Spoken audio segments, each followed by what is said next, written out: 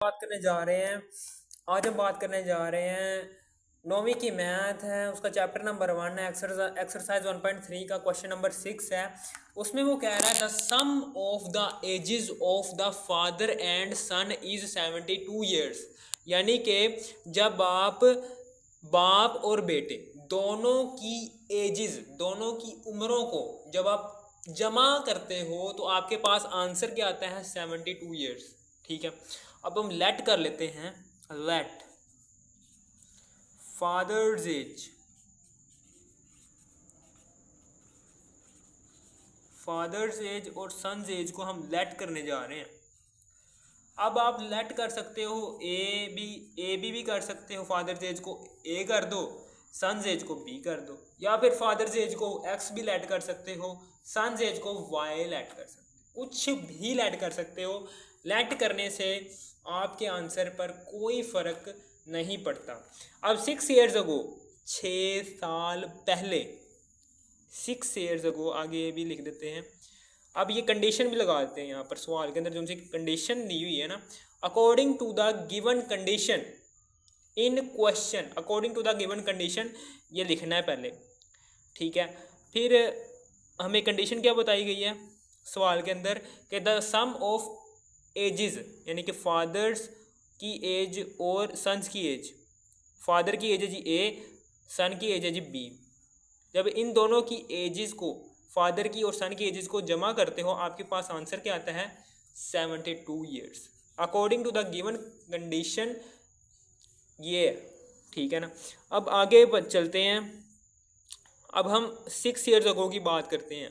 6 years ago, ठीक है, उसमें वो कह रहा है कि the father's age was 2 times. ठीक है, वो कह रहा है कि जो उनकी बाप की एज है ना वो 2 गुना है the age of the son. यानी कि ए सन की एज, बेटे की एज से, बेटे की उम्र से जो उनकी बाप की उम्र है वो 2 गुना है। ठीक है, समझ आ गई आपको? ठीक है, 6 ईयर्स अगो क्या होगा? यानी कि 6 साल पहले फादर की एज, 6 ईयर्स पहले से 6 साल पहले क्या होगी फादर्स की एज? फादर्स एज 6 साल पहले, यानी कि 6 साल पहले, यानी कि इस उम्र ए में से माइनस कर दो 6, तो आपके पास 6 साल पहले की उम्र आ जाएगी। यानी कि आप 6 साल पहले कितने साल के थे? ठीक है, अभी आप फॉर एग्जांपल 25 साल के हो। ठीक है ना, अभी प्रेजेंट में आप 25 साल के हो, तो 6 साल पहले चले जाओ। 6 साल पहले यानी कि 2025 की बात है। अब 2019 में आपकी कितनी एज है? तो 6 साल पहले है ना, 6 साल पहले जा रहे हैं हम, यानी कि तो हम 25 में से माइनस कर देंगे 6 आपके पास। ठीक है ना, यानी कि एग्जैक्ट उम्र जो उनसी अभी आपकी उम्र है ना, उसमें से माइनस करेंगे जितने आप साल पीछे जा रहे हो ना, उतने सालों को। ठीक है, तो आपके पास पिछले साल की एज आ जाएगी, 2019 की जो उनसी आप निकालना चाहते हो वो एज इसी तरीके से यही कॉन्सेप्ट यहाँ पर इस्तेमाल हुआ है कि 6 साल पहले जो उनसी फादर की एज थी वो प्रेजेंट एज में से माइनस कर दो 6, आपके पास आ जाएगी। इसी तरीके से 6 साल पहले जो उनसी बेटे की उम्र थी वो कैसे निकालेंगे? जो उनसी प्रेजेंट एज है ना बेटे की, प्रेजेंट एज में से 6 साल पहले जितने साल आप पीछे जा रहे हो उस सालों को माइनस कर दो प्रेजेंट एज में से। प्रेजेंट एज में से जितने साल आप पीछे जा रहे हो ना, उन सालों को माइनस कर दोगे तो आपके पास 6 साल पहले की एज आ जाएगी। ठीक है, अब उसके बाद वो कह रहा है कि the father's age was 2 times, यानी कि जो उनकी फादर एज है ना, फादर एज वैसी की वैसी आ जाएगी A-6। आगे कह रहा है father's age was 2 times the age of the son, यानी कि जो उनकी सन्स एज है ना, ये बेटे की एज, इसको 2 से मल्टीप्लाई कर दो।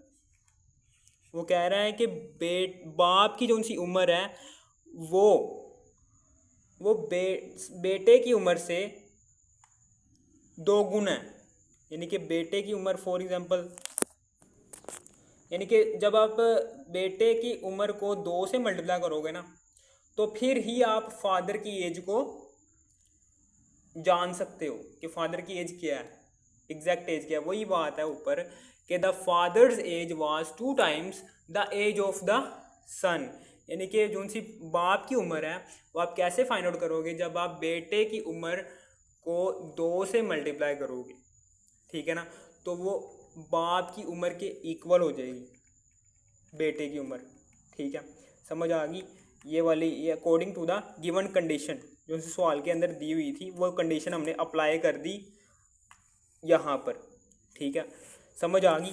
अब हम यहाँ मज़ीद इसको हल करते हैं। -6 इज इक्वल टू 2 को अंदर मल्टीप्लाई कर देते हैं, 2b माइनस 2 6 12। अब उसके बाद यहाँ पर ये 2b इधर जाएगा तो -2b हो जाएगा, प्लस का 2b माइनस का 2b हो जाएगा। इसी तरीके से -12 और ये -6 उधर जाकर +6 हो जाएगा। अब यहाँ पर a -2b is equal to -12 +6 क्या आता है, यहाँ पर निकाल लो यार, -12 +6 -6 आता है, ठीक है, तो -6। अब ये माइनस अच्छा नहीं लग रहा मुझे, ठीक है, मैं क्या करता हूँ, ये माइनस को गायब करना चाहता हूँ, तो मैं यहाँ पर माइनस कॉमन ले लेता हूँ -1। तो जब जैसे हमने -1 को कॉमन लिया तो 2b का साइन माइनस में से प्लस के साइन में कन्वर्ट हो जाएगा, और प्लस ए का जो सा ए का साइन है जो कि प्लस में है वो माइनस में कन्वर्ट हो जाएगा, और प्लस ए बन जाएगा -a is equal to -6। Minus minus में से कैंसिल हो गया, तो 2b माइनस a, हमेशा याद रखना कि आंसर जो सा है वो माइनस में नहीं आना चाहिए, क्योंकि एज माइनस में थोड़ी ना आती है, ठीक है, ये ख्याल रखना है, एज नंबर में होती है, प्लस नंबर में, पॉजिटिव नंबर में। इसी तरीके से ये आ गया हमारा आंसर। अब यहाँ पर मैं क्या करता हूँ,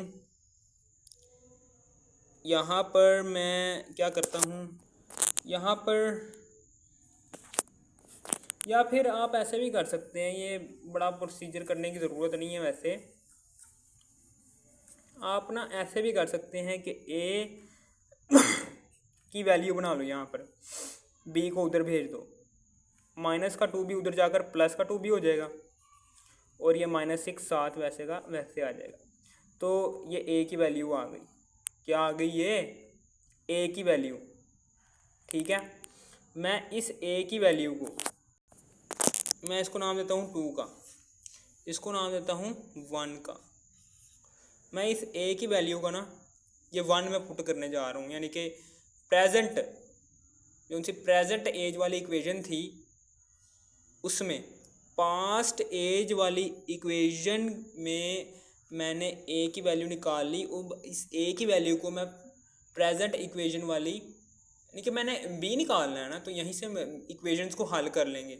या फिर आप ऐसे भी कर सकते हैं, बहुत सारे तरीके हैं, एक तरीका नहीं है, बहुत सारे तरीके। मैं यार ऐसे ही कर देता हूँ हल, ठीक है। ए को ऊपर भी और भी बहुत सारे तरीके हैं, लेकिन ये आसान मुझे लग रहा है, तो ए को मैं यहाँ पर दर्ज कर लूँ 1 में, 2 को पुट कर दिया 1, तो कर दो a plus b is equal to 72। अब a हमारे पास क्या है, 2b माइनस 6, तो 2b minus 6 is equal plus b is equal to 72।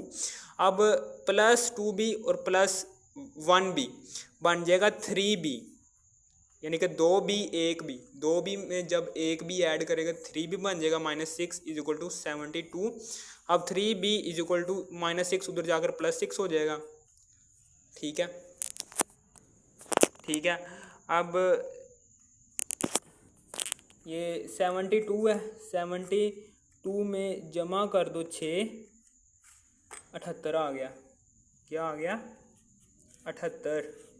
अब ये 3b, तो ये 3 इधर मल्टीप्लाई हो रहा है, उधर जाके डिवाइड हो जाएगा, ठीक है। तो 3 दूनी 6, एक इधर हासिल आ जाएगा, 3 और 18, 3 दूनी 6, 3 दूनी 6, एक उधर हासिल चला गया, 3 और 18, तो b इज इक्वल टू आ गया 29, ये आ गया, ठीक है ना।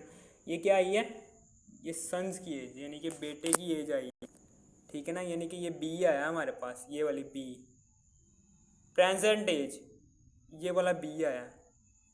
अब हमने कौन सी एज निकालनी है, जो 6 साल पहले की थी एज, ये वाली। तो हम क्या करते हैं, इस 29 को यहाँ पर पुट कर देते हैं इसके अंदर, तो कर दो। ये तो आपने नोट कर लिया होगा, ठीक है। तो ये मैं मिटा रहा हूँ, ठीक है।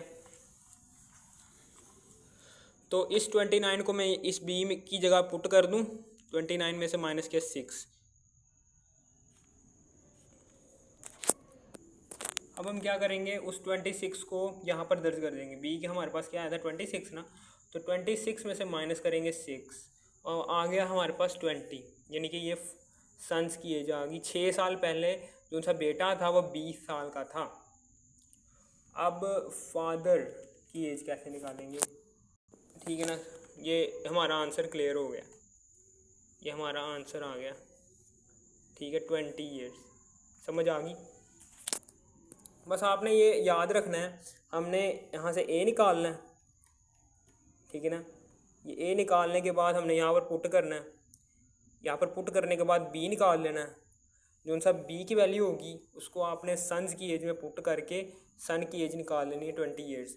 ये आपका आंसर आ गया, ठीक है। 6 साल पहले जो सन था वो 20 ईयर्स का, 20 साल का था, ठीक है।